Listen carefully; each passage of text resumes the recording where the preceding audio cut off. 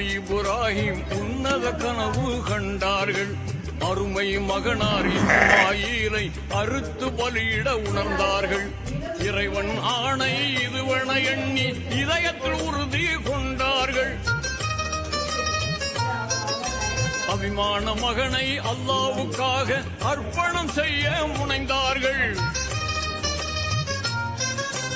இறைவன் ஆணைய இதயத்தில் ஏற்று இனிதாய் மகனை பலியிட துணிந்த ஹஜ்ஜு பெருநாள் அதுவே தியாக திருநாள்.